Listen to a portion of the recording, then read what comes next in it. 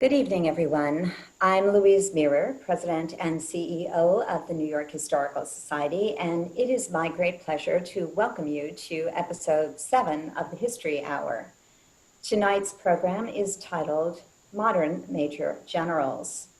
As always, I want to take just a moment to thank our trustees, our Chairman's Council members, our other members, and all of our supporters who are watching this evening. We so truly appreciate your support. About our speakers, Valerie Paley, our moderator this evening, is Senior Vice President and Chief Historian at New York Historical. She's also Director of our Center for Women's History.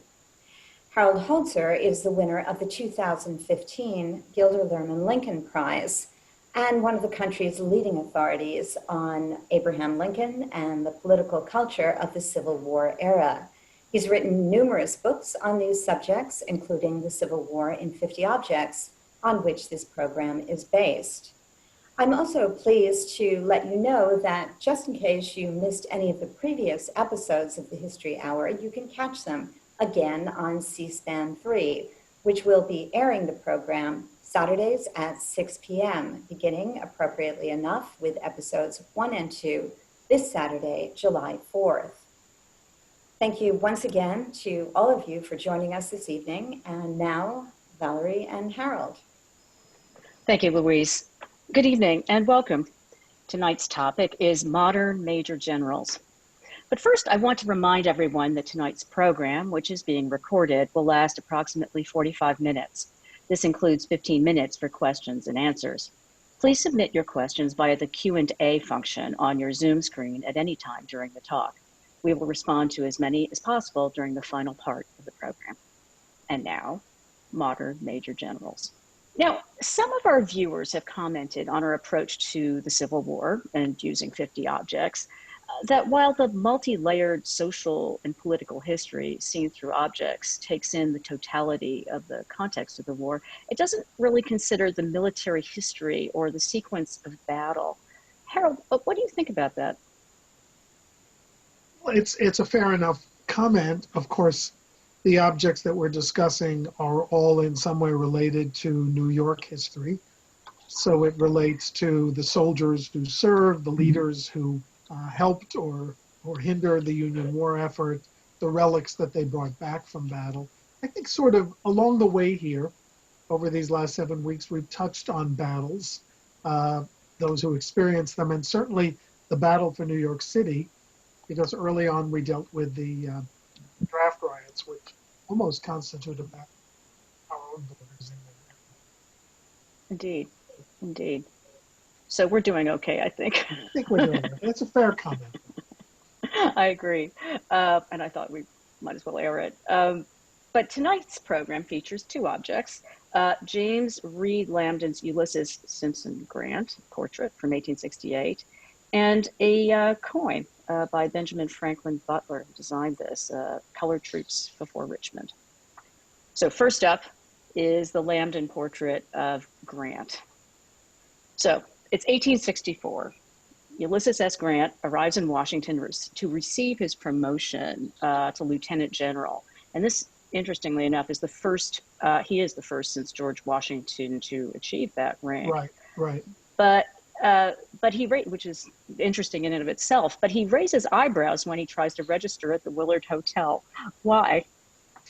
Well, he gets to the Willard, having been to Washington quite seldom, and he asks for a room. He's with his little boy, by the way, and the desk clerk gives that, desk clerk kind of look, like Franklin Pangborn in the movies, if there are any movie buffs out there, and says, "We have no room." He sort of implores them, and they say, "Well, we have a room up in the attic." And so he says he'll take it, and he takes the ledger. In those days, you signed a book, and he wrote U.S. Grant and Son, and then twirled it around. It was on a rotating disc, and the desk clerk looked at it, and if he had had a monocle, it would have popped out of his eye. He said, "Oh my gosh, General Grant, we have a wonderful suite for you." And I believe they gave him the suite that Lincoln stayed in on the second floor overlooking 14th Street. So suddenly he was treated like royalty. But it goes to show you what a simple bearing he had and how unostentatiously he presented himself, even on the eve of the moment when he's going to become ranked alongside Washington in the military hierarchy. Truly, and he was sort of scruffy and unkempt, and Yeah. and he was so averse to pretension that this was, in many ways, you say, the foundation of an irresistible public image. How so?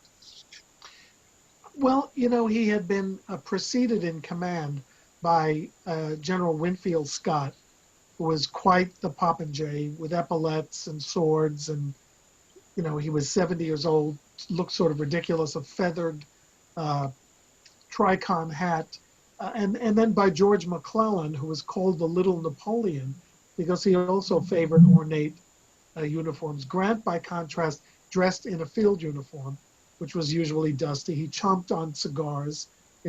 Once the country found out after he became famous that he liked cigars, he was bombarded with cigars. He never had to buy another cigar. But this became his cachet, kind of a reverse glory, that he didn't care about himself, that he was unpretentious, and it just added to his celebrity in his case. Now, his unpretentiousness also, we should add, helped him live down two negatives, two really crippling negatives. And one were rumors about his excessive drinking, which were true to a degree. He did binge drink and was a bad drinker and apparently a bad drunk. And when he was unoccupied, he drank. And he had an aide-de-camp that just watched out for his not getting hold of a bottle of any gift that was sent to him. And then he was also, at this point in Washington, living down an act of kind of the most overt act of anti-Semitism that any military commander had promulgated in American history to that point. And that is issuing an order to clear his entire command in the West of all Jews. So essentially triggering a pogrom because he was annoyed by Jewish traders who had begun to trade in his camp. So he had to live down a bit, and I think his lack of pretension helped him get through that. Interesting. But he first catapulted to national attention in February 1862 by capturing Forts Henry and Donelson in Tennessee.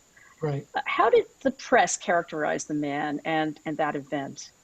Well, suddenly U.S. Grant, which was his fortuitously late in life monogram, became Unconditional Surrender Grant because he demanded unconditional surrender of those forts.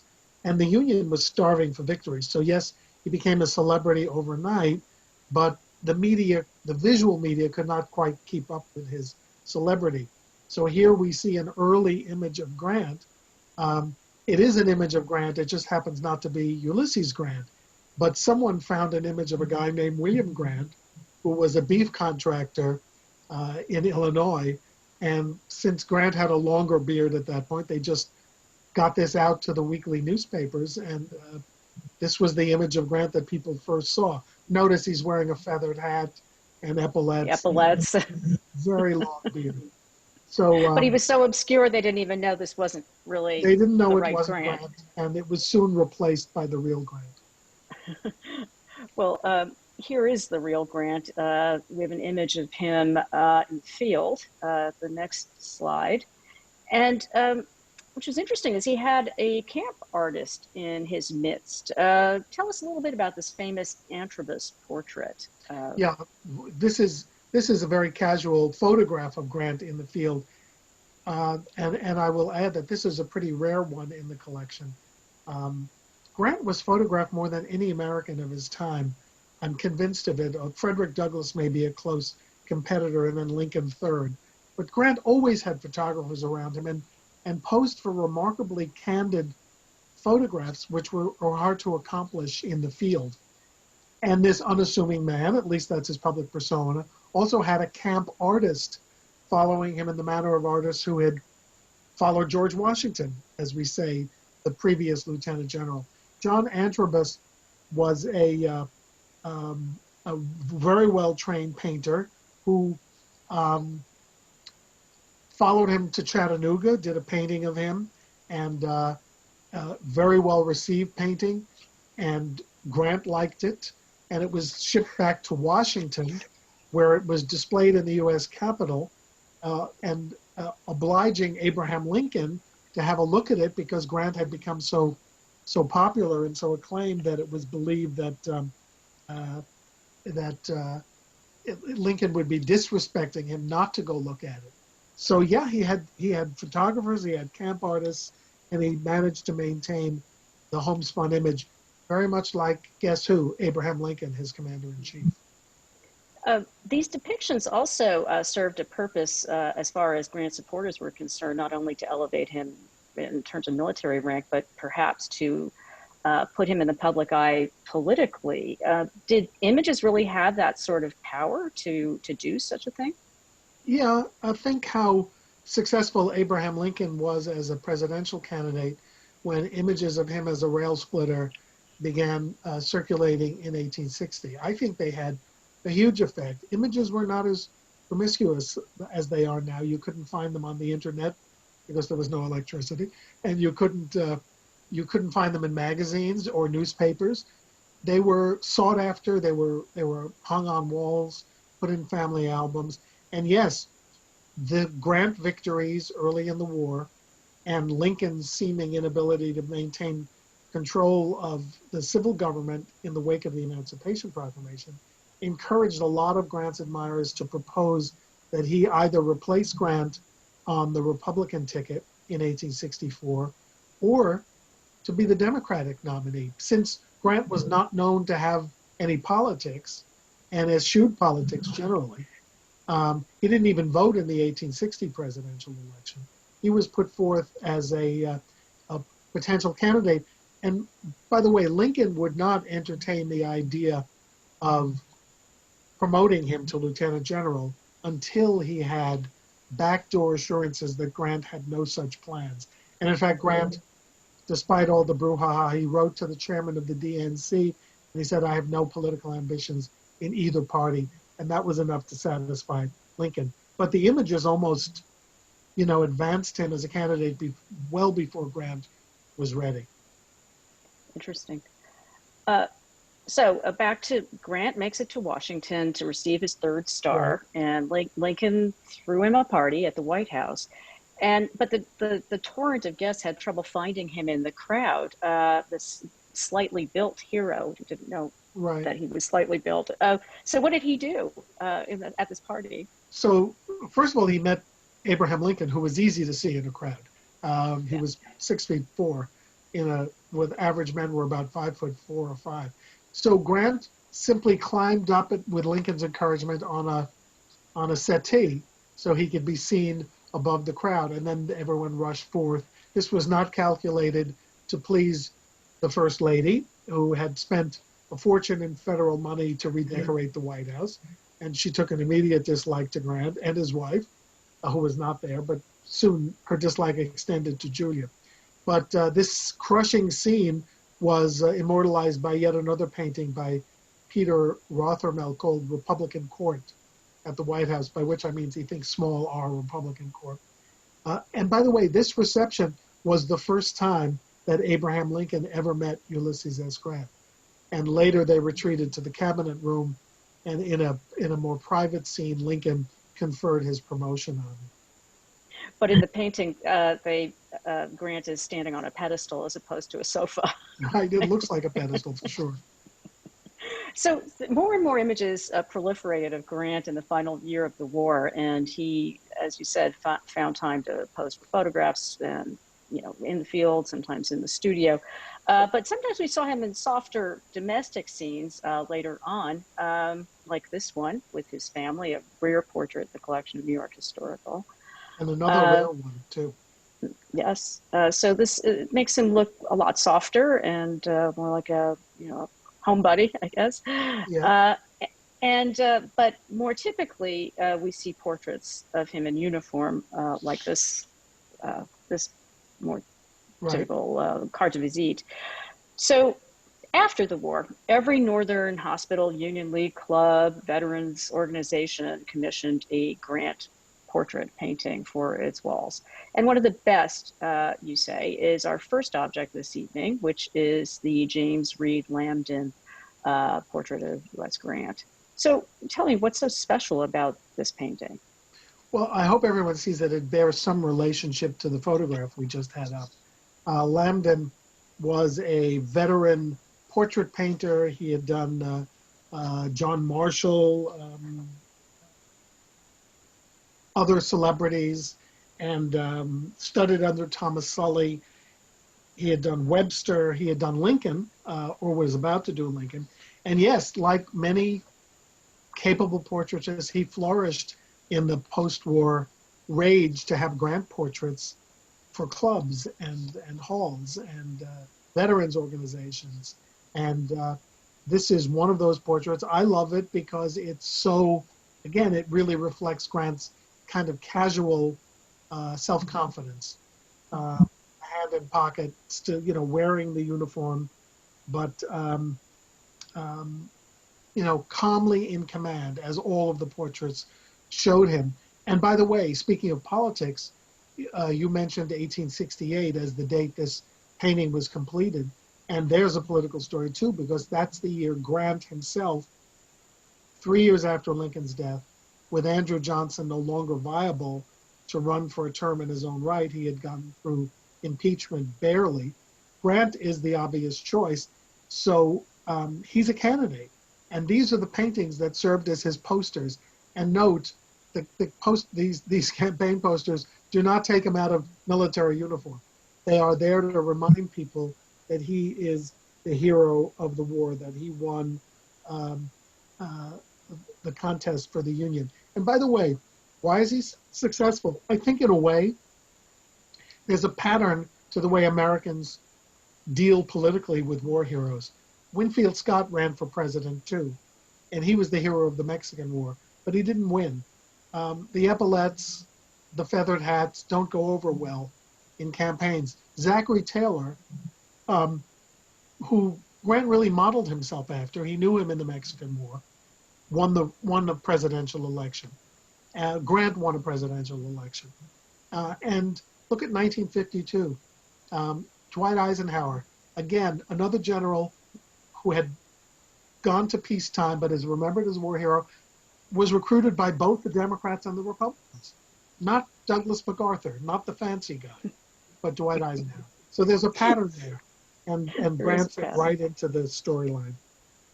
Interesting. And the storyline, obviously, it continues, and we remember Grant as one who saved the Union, in fact. But today, with the felling of monuments and statues, we recently have seen a Grant statue topple, which is somewhat unfortunate. Do you want to comment on that?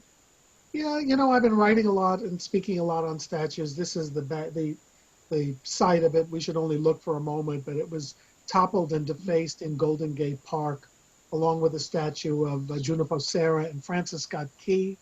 I understand the rationale for those, although I don't agree with, vandalism of public statuary. Grant is a mystery. So the explanation we heard is that he was the last American president to own a human being. He was given the gift of an enslaved person by his father-in-law. And Grant did use him and did not pay him, but he did also liberate him and give him his freedom. And no president did more for civil rights in the 19th century than Ulysses S. Grant.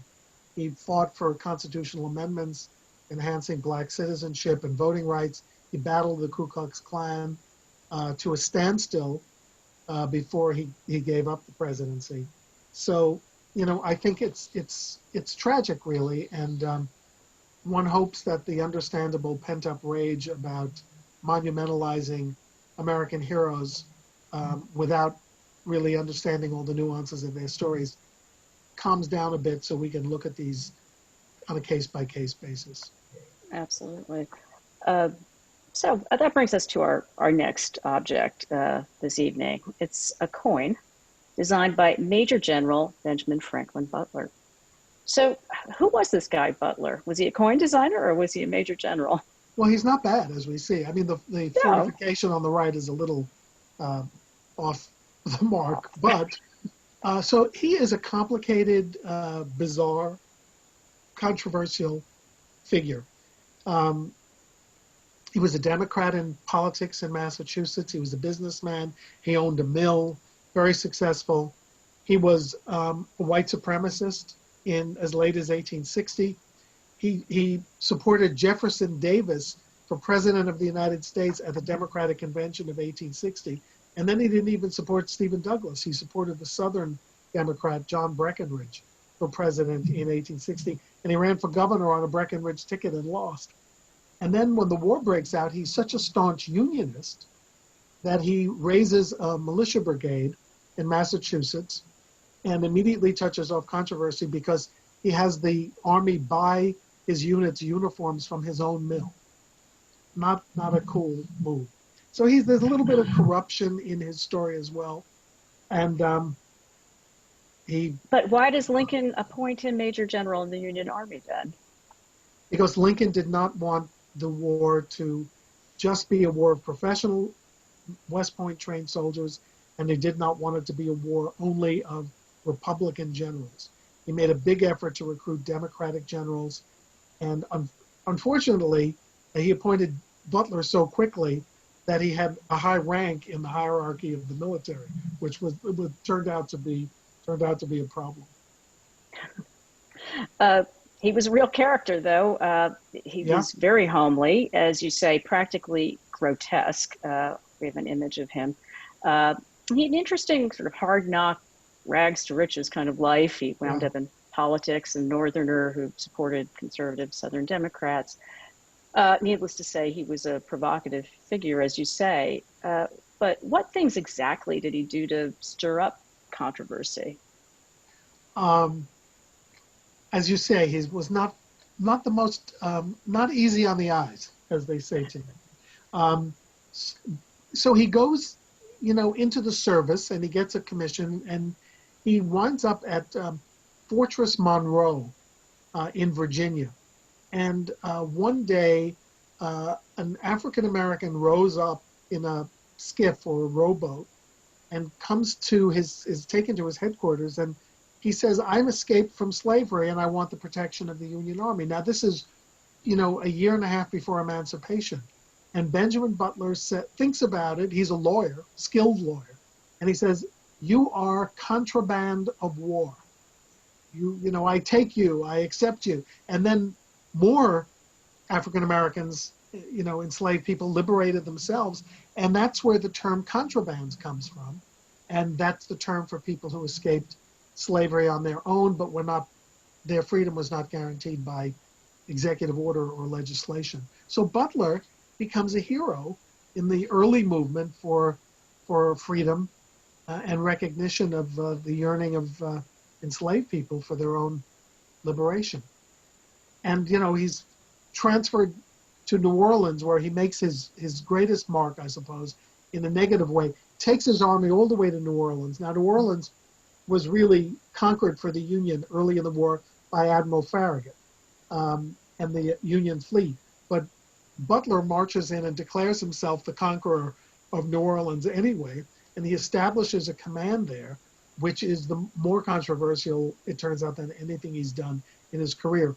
For one thing, when his soldiers are spat upon by the enraged pro-Southern or Southern women of New Orleans, the fancy ladies, he issues an infamous order that I think we have on the screen, in which he says that if any women, we should go to the next slide here. The next slide. That if any women are caught treating Union soldiers with disrespect, they will be regarded and held liable to be treated as a woman of the town plying her vocation. And that's a very nice way of saying you will be arrested for prostitution. So the spitting stopped. But Butler was a kind of a brutal occupying force all to himself. He's alleged to have made corrupt bargains with consulate offices and stolen his piece of the action. He's allegedly confiscated spoons from plantation owners, so he became known as Spoons Butler. And eventually he was he was relieved of his command and sent away to his next controversial assignment. And that's when the story picks up and explains the medal. But it's interesting just before we leave New Orleans that along with the really bad stuff that he did there, the sanitary conditions improved, the yellow fever there abated, and he left the city wealthier than when he arrived, and that kind of is an interesting silver lining, I guess. Yeah, he was he was a good organizer, and he definitely whipped the town into shape. And against that, a person who was caught dragging an American flag through the streets was hanged. So creating order with brute force has its limits. So I think his record as an occupier will remain in dispute for generations. So this brings us to late September 1864, as he observes an all-black regiment fighting at Newmarket Heights near the Confederate capital of Richmond. Right. What happens? Well, he's not only observing them, he's commanding them. And 1/5 of his force is made up of African-American troops, U.S. colored troops, and half of them die in this assault. Now, Butler had, done really badly in all of his campaigns. He didn't do well that day. He would go on to do terribly at the Battle of Wilmington, North Carolina. He'd finally be relieved by Grant, who couldn't stand him. But on this day, Butler recognized the heroics of African-American troops, and he decided to commemorate them by having this medal struck to present to them in a kind of a kingly gesture. It was not uncommon, but it was a rarity for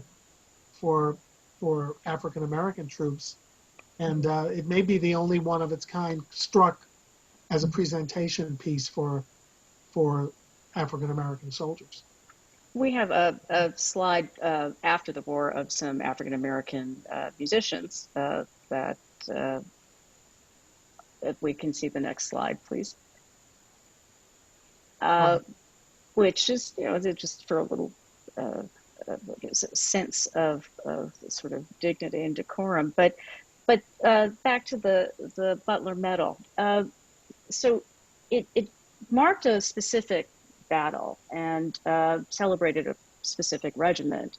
But tell us a little bit more about this extremely rare object and New York Historical's copy of it. So there was struck a few in silver and the rest in bronze, I guess for officers and grunts.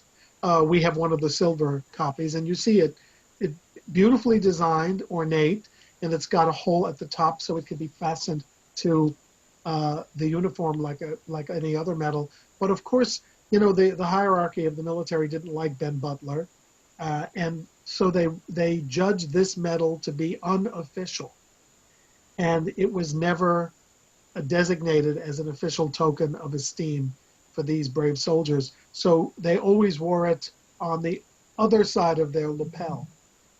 And kind of flashed it to each other. I know my jacket is too dark to show the flashing that I'm doing, but they flashed it to each other when they met at reunions. And in sympathy, Butler is said to have worn his always on the inside of his lapel as well, as a token of respect. But it's really beautiful. Maybe we can look at the other side. 200 soldiers received these medals, and what a pity that they couldn't actually wear them on their uniforms proudly. And I love the slogan in Latin is great because it means freedom will be theirs by the sword, and it's an early acknowledgement of African Americans' contributions in the effort to create their own freedom. Yes, the Emancipation Proclamation created a legal framework for freedom, but the U.S. colored troops had then to fight for it in battle against those who would remain their oppressors. And here they are going against impregnable works. I just want to read one thing that Butler wrote about this medal. I had the fullest reports made to me of the acts of bravery of colored men on this occasion. And I had done for the Negro soldiers by my own order what the government has never done for its white soldiers. I had a medal struck of the size, weight, quality, fabrication and intrinsic value with those which Queen Victoria gave to her distinguished private soldiers of the Crimea. A little boastful, but he was very, very proud. I have been fully rewarded, he concluded, by seeing the beaming eye of many a colored comrade as he drew his medal for the innermost recesses of his concealment. So they shared it almost like a secret code. That's lovely. Just a fascinating story and a fascinating man. So how wonderful we have this object to just expand on that. So we that takes us to our Q&A portion of the evening, and we have a question, and that is, was General Butler an abolitionist before entering the Army, and was he a political appointee? So he was not an abolitionist before entering the Army. He was, sort of pro-Buchanan, pro-Pierce, and again thought the way to solve the nation's divisions in 1860 was to make Jefferson Davis, a Virginia slaveholder, president of the United States, not Abraham Lincoln. But he clearly grew by leaps and bounds. I think we said in the book that he went from a white supremacist to a white supremacist worst nightmare. And like many, his evolution was dictated by what he observed of African Americans and what they did on the battlefield. So ultimately, an abolitionist who put his own life on the line to procure freedom and help African Americans procure freedom for themselves. And was he a political appointee? We know he was, appointed. Well, he was an elected official on local and state levels. He had a political career after the Civil War. There was even talk of his running for president after the war. Of course, you could see what those campaign posters would have looked like. That would have been a little strange. He was definitely commissioned by Abraham Lincoln to serve in the armed forces, but he had an electoral career of his own in politics before and after the war. Next question, possibly a stumper. Who was the person who took the first real circulating photo of Grant? And how did the false picture that we showed get exposed? So it's going to definitely remain a stumper, the person who took the first photograph of Grant. In the absence of available photographs and due to resemblance to the beef contractor, the earliest Grant was this non-Grant. And then the Grant did have a very long beard in the early days on campaign, and supposedly his wife came to camp, saw him there, and said, "This will never do. It's time for the barber to trim the beard," and that's when he got that rounded beard that remained his trademark for the rest of his life. But we don't know who took the first picture. It's interesting. I do know, but I don't. Okay. How did, but how the false picture, how was that finally exposed? Oh my God, that isn't Grant. That's that other guy, the beef guy. So there was a bearded photograph that came out soon thereafter that was the real Grant. And then the Grant of the shorter beard became the subject of artists and photographers in 63 and 2, and by 64 and 5, he was photographed so constantly that, again, it was hard to create a varying pose. There's a great story about Grant being photographed that shows his sort of his sang-froid must have been exactly the way he was in battle when he was unperturbed by bullets and artillery fire. He was posing for a photograph once under a skylight, which was the norm then because studios had to be lit by sun, usually on the top the top floor of commercial buildings. And suddenly, for no particular reason, the skylight just shattered and fell to the floor with pieces hitting him, shards, and falling all around him. I don't know how he could have known whether it was an accident or an assassination attempt, but he never broke his pose. He never left the neck immobilizer that he'd been fastened into, as was the custom of the day. just continued to pose, and they took the picture. Next question. Did Grant realize he made a bad decision on Jewish soldiers, and did he then later try to make amends to Jews when he became president? He did realize it was a mistake, and his wife, he was kind of rueful in his famous memoir. In her memoir, Julia Grant said pretty much outright that it was the stupidest thing that he had ever done. And did Grant do penance? Absolutely. First of all, he was really in trouble with Jewish voters in New York in his first campaign for the presidency. I think Jewish opposition made it a very close election in New York State, closer than it should have been. When he got to Washington, Grant went to a Friday night Sabbath service at the synagogue in Washington and sat there for hours wearing a top hat and not understanding the all Hebrew, possibly in part German service, and appointed Jews to more government posts than any previous president. So he did atone, to use the Jewish vernacular, and very much was accepted and celebrated by Jews in Washington after that. Interesting. Here's another question about Grant and anti-Semitism. Was he, in fact, an anti-Semite earlier in his life? I think the army and the culture, the civilian culture, were both rife with anti-Semitism. The military had almost a tradition of anti-Semitism. And if you read the editorials published in the North and the South in the early days of the Civil War, there was a lot of blame attributed to Jews for mercenary activities, for profiteering, for making shoddy clothes. It was rampant in the culture. So was he an anti-Semite? I guess the same way he was a slaveholder, but later became the enemy of the Ku Klux Klan, he was probably anti-Semitic.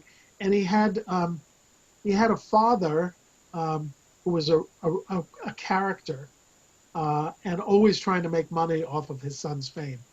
And one of the things that triggered his notorious order expelling Jews was the fact that his father turned up in his camp one day with his new business partner who happened to be Jewish.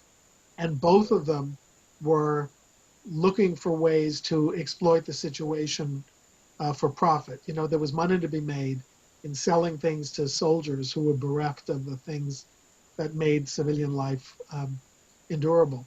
And Grant, he couldn't smack his father or throw him in jail, so he attacked the Jews, manifested by his father's business partner. And it's interesting, American Jewish leaders immediately went to Abraham Lincoln to protest this order. And some very famous rabbis, and Lincoln received them, and he said, we've come to Father Abraham, we've come to our Abraham for relief. And Lincoln immediately saw the justice of their complaints, and he countermanded Grant's order. But he was very careful about it, and this shows how savvy Lincoln was. He ordered General Halleck, his general-in-chief, to countermand the order because he did not want to publicly rebuke a military man who had done so well. The last thing he needed was to turn Grant off and make him sulk, or worse, take to drink in reaction to an affront. So he handled it very tenderly, but he did reverse the order. Interesting.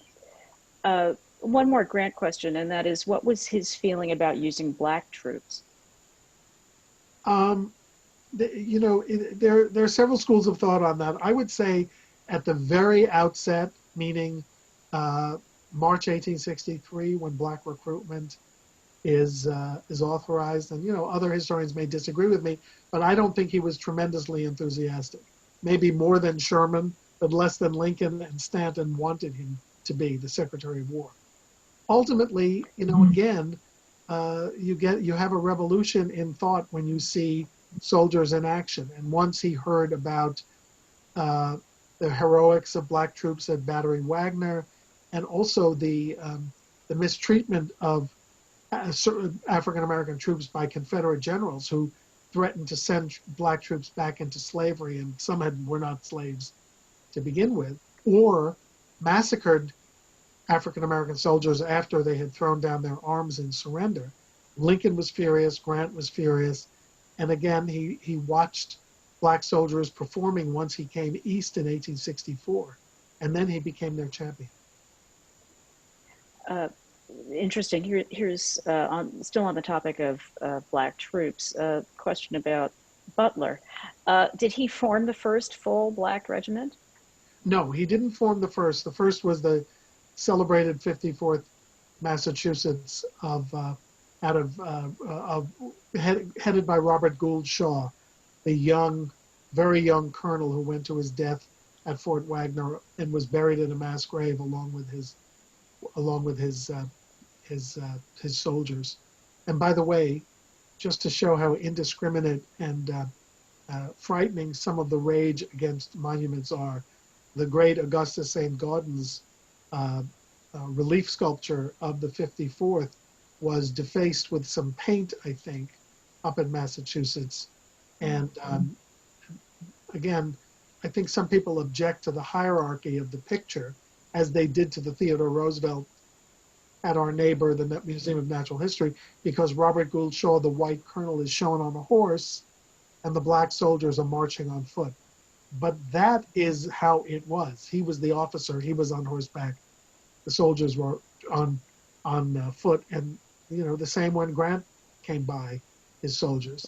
Anyway, just an aside, but no, he didn't form the first black regiment. He didn't form any black regiment. He inherited it when he became the commander of the Army of the James in 1864.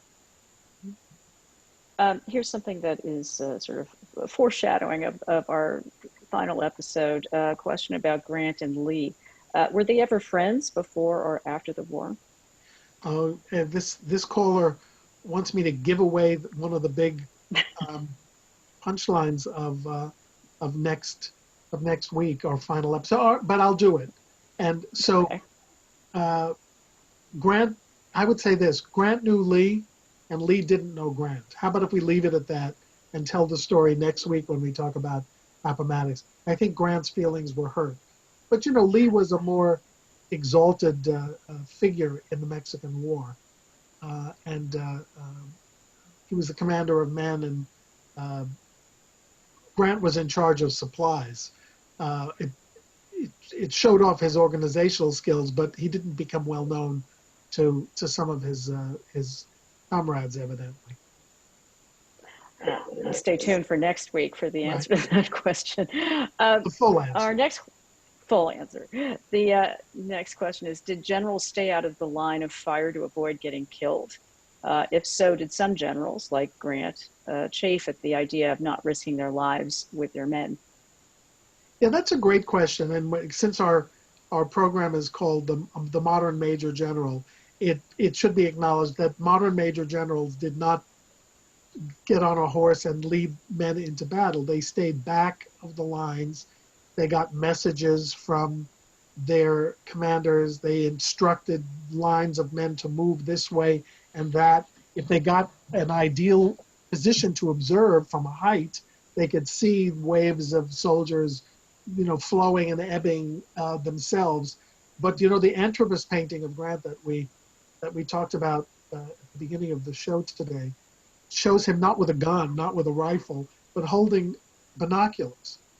It looks almost a little dainty, it does not look very tough. But that was what Grant and the modern major general did. They had telescopes and binoculars to see the action.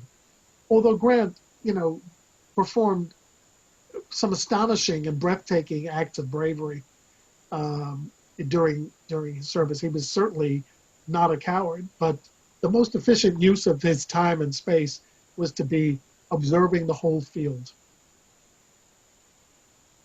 Indeed. So we've come to the end of our time. And I just flew by, and I know everyone who was watching us will join me in thanking Harold Holzer for sharing his time and expertise. It is always a delight to be in conversation with you, Harold. I feel the same And way. we want to thank, oh, it's Talking to fun. you. And we want to thank you for your interest and your questions and your support. Have a good night, and see you next week.